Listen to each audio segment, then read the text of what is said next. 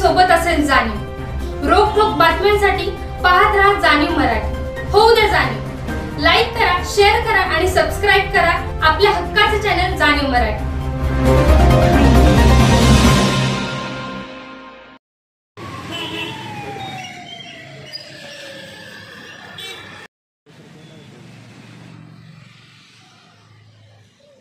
जय शिवराय, जय भीमराय।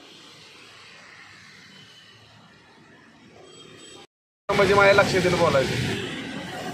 नमस्कार, जय शिवराय, जय भीमराय।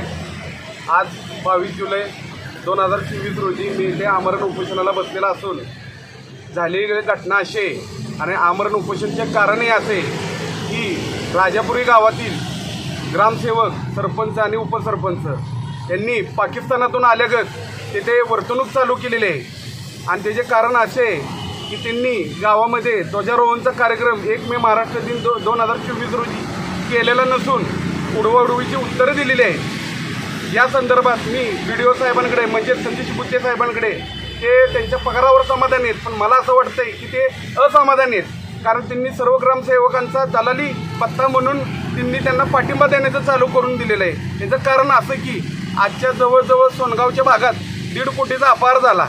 त्याच्यामध्ये त्यांनी ग्रामसेवकांना पाठिंबा देऊन त्याच्यामध्ये 20-22 लाखाचं अपहरण दाखवलं गेलेलं आहे। ह्याच्यातनं निष्पन्न होते की यांनी सगळ्या ग्रामसेवकांना दलाली करायला लावलेले। आज राजापुरी गावामध्ये ध्वजारोहण झालेलं नाही। ह्याच्यावर मी 2 महिने झालं मी त्यांचा पाठपुरावा करतो या संदर्भात का झालेलं नाही, तर ह्याच्यावर मला ते उडवतुडवीची उत्तरं देत आहेत की तुमच्याकडे काही पुरावा असेल न केलेला तर मला आणून द्या।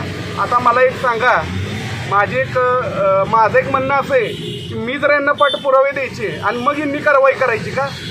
तो ग्रामसेवक शासनाचा नोकर आहे, तो जनता मालक आहे, त्यांनी देणं गरजेचं आहे। जर त्यांनी ध्वजारोहण जर केलेलंच नाही तर त्यांची पाठराखण कशासाठी चाललेली आहे ही कुठेतरी थांबणं गरजेचं आहे। माझं जिल्हा परिषदचे CO साहेब यांना विनंती आहे की सतीश बुद्धे साहेब, ग्रामसेवक, सरपंच आणि उपसरपंच यांच्यावर तातडीने राष्ट्रद्रोहाचा गुन्हा दाखल करण्यात यावा।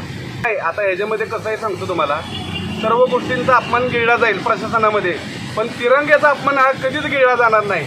आणि सामाजिक कार्यकर्ते आणि माहिती अधिकार कार्यकर्ते, माझी तर जिल्ह्यातल्या सगळ्यांना विनंती आहे सामाजिक संघटनेला की ह्याच्यावर कुठं ना कुठेतरी आवाज उठवणं गरजेचं आहे। आणि मी सुद्धा एक इशारा देतोय की या आमरण उपोषणामध्ये जर हा विषय जर मिटला नाही तर थोड्याच दिवसात पेटक आंदोलन उभं करण्यात येईल। ही जी दखल प्रशासनाने घेण्यात यावी। जय हिंद, जय महाराष्ट्र।